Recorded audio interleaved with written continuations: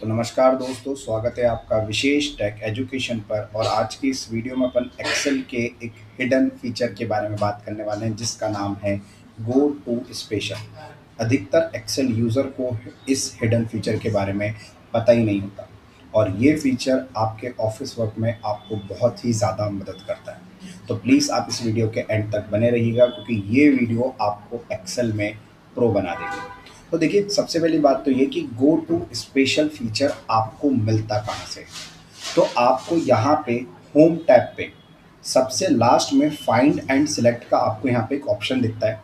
जैसे ही आप यहाँ पे क्लिक करते हो तो आपको यहाँ पे दो ऑप्शन मिलते हैं, एक आता है गो टू और एक आता है गो टू स्पेशल। एक तो इसका ये तरीका है, दूसरा अगर अपन इसकी शॉर्टकट की बात करें तो इसकी दो शॉर्टकट की होती है। एक होता है कंट्रोल जी और दूसरा अगर आप सिर्फ यहाँ पे F5 प्रेस करते हो तो भी आपके सामने यहाँ पे गो टू का ऑप्शन खुल जाता है।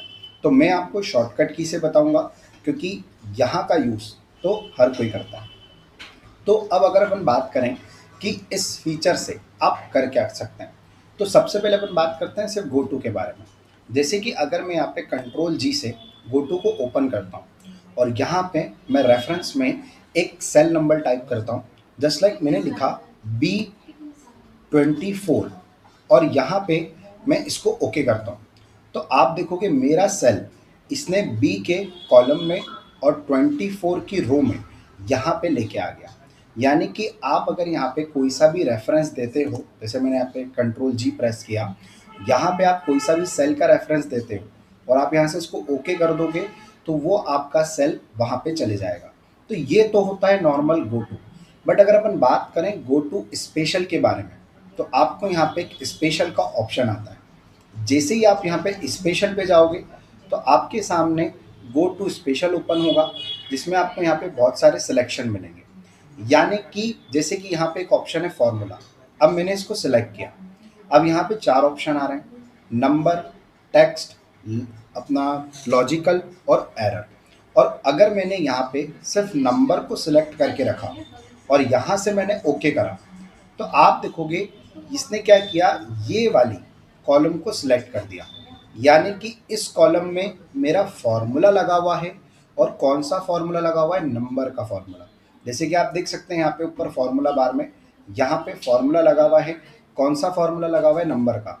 तो आप यहाँ से आपके डाटा में से फाइंड कर सकते हो कि कहाँ पे नंबर वाला फॉर्मूला लगा हुआ है। अब जैसे कि यहाँ पे मैं एक टेक्स्ट फार्मूला लगा देता हूँ, तो टेक्स्ट फार्मूला मैंने एक अपर का यहाँ पे फार्मूला लगाया, ठीक है। इसको अपन बोले टेक्स्ट फार्मूला, क्यों? क्योंकि ये टेक्स्ट पे चलता है।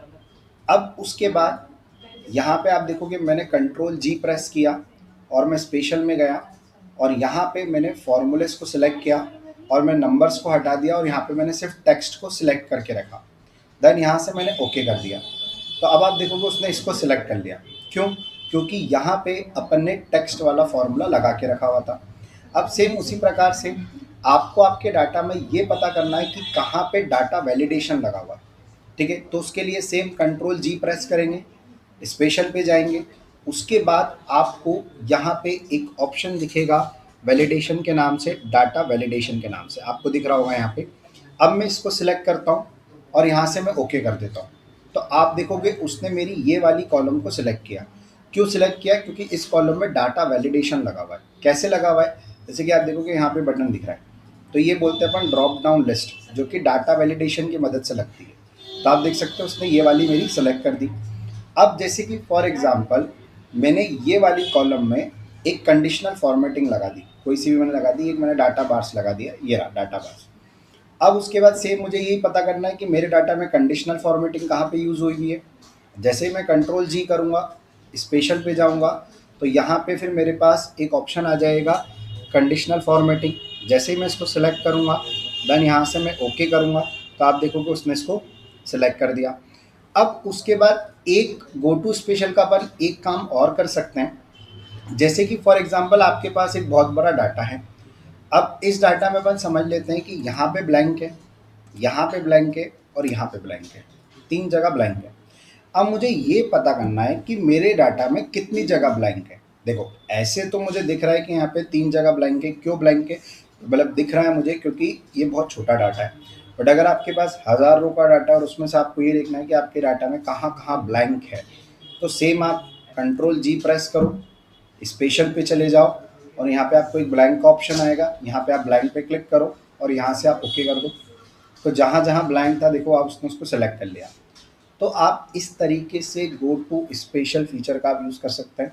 आई होप आपको ये वीडियो अच्छी लगी हो। अगर आपको ये वीडियो अच्छी लगती है तो प्लीज़ आप वीडियो को लाइक करें और मेरे यूट्यूब चैनल को सब्सक्राइब करना ना भूलें। तो मैं मिलता हूँ आपसे मेरी नेक्स्ट वीडियो में, तब तक के लिए जय हिंद, जय भारत।